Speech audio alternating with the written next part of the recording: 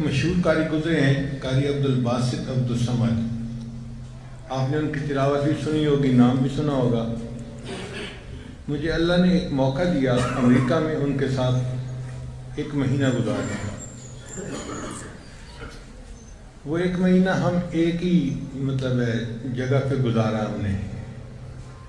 وہ قرآن مجید کی تلاوت کرتے تھے اور جیسی مجلس ہوتی اردو میں یا انگریزی میں اس کے متعلق کچھ تھوڑی بات چیت کر دیتا تھا. وہ مجھ سے بہت محبت فرماتے تھے.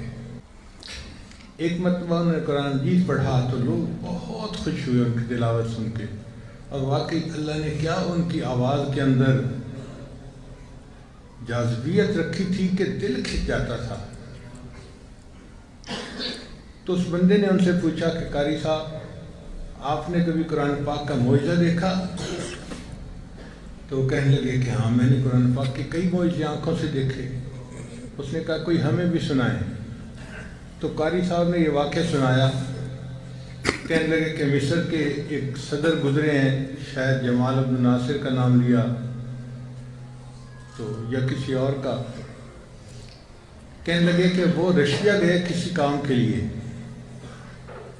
تو جب میٹنگ مکمل ہوئی تو رشیا کے جو لوگ تھے گورنمنٹ کے، انہوں نے کہا کیا تم مسلمان بنے پھرتے ہو اور پسماندہ قوم ہو اور یہ ہے اور ذلت میں پڑے ہوئے ہو، تم اگر ہماری طرح کمیونسٹ بن جاؤ تو ہم یہ ریڈ بک تمہیں دیتے ہیں، ترقی یافتہ قوم بنا دیں گے.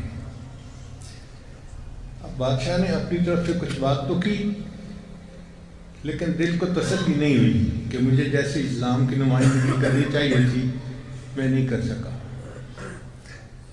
کچھ چند مہینے کے بعد ان کو دوبارہ چکر لگانا تھا.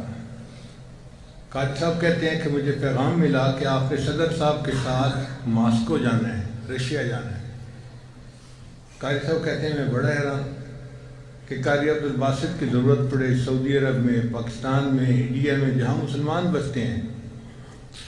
ماسکو میں تو کمیونسٹ ہیں تو وہاں قاری عبدالباسط کی کیا ضرورت.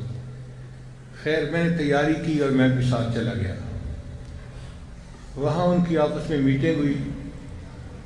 میٹنگ کے بعد پھر کچھ انہوں نے ٹائم رکھا ہوا تھا آپس میں ڈسکشن کا. اب بجائے اس کے کہ وہ پھر اپنی کمیونزم کی بات کرتے، جمال عبد الناصر نے ان سے کہا کہ یہ میرے ساتھی ہیں، یہ آپ کے سامنے کچھ پڑھیں گے. تو وہ نہیں سمجھے. وہ کہنے لگے آپ کیا کہہ رہے ہیں؟ اس نے کہا کہ یہ کچھ پڑھنا چاہتے ہیں. وہ کیا پڑھنا چاہتے ہیں؟ قرآن پڑھنا چاہتے ہیں. وہ کیا جانے کیا ہوتا ہے قرآن. ان کا بھی ہم تو نہیں جانتے یہ کیا پڑھنا چاہتے ہیں. اس نے کہا بارہ سے پڑھنے دو. قاری صاحب کہتے ہیں مجھے صدر صاحب نے اشارہ کیا کہ قرآن پڑھو، اور میں نے تو پھر سورہ طٰہٰ کی آیتیں پڑھنی شروع کر دیں. طٰہٰ ما انزلنا علیک القرآن لتشقیٰ الا تذکرۃ لمن یخشیٰ. حتیٰ کہ میں ان آیات پہ پہنچا جن کو سن کر کسی زمانے میں سیدنا عمر فاروق لانو بھی ایمان لے آئے تھے. اننی انا اللہ لا الہ الا انا فاعبدنی واقم الصلاۃ لذکری. فرماتے ہیں جب میں نے وہ آیات پڑھ لی تو میں نے مکمل کی تلاوت اور آج سر اٹھایا تو میں نے دیکھا کہ جو سامنے دہریے بیٹھے ہوئے تھے نا رشین، ان میں سے 4-5 ایسے بندے تھے جو آنسوؤں سے رو رہے تھے. جمال عبد الناصر نے ان سے پوچھا کہ آپ لوگ رو کیوں رہے ہو؟ انہوں نے کہا کہ ہم نہیں سمجھتے اس نے کیا پڑھا، ہمیں کچھ پتہ نہیں ہے، ہم نہیں جانتے اس کے معنی کو، لیکن اتنی بات ہے کہ اس کلام میں کوئی تاثیر ایسی تھی کہ دل پر اثر ہوا اور خود آنکھوں ہماری آنسوں سے آنسو نکل آئے. قاری صاحب کہتے ہیں میں نے قرآن کا معجزہ آنکھوں سے دیکھا. جو قرآن پاک کو مانتے نہیں، قرآن پاک کو جانتے نہیں، یہ قرآن پاک ان کے سامنے پڑھا جاتا ہے، ان کے دلوں پہ بھی اثر پیدا کر دیتا ہے.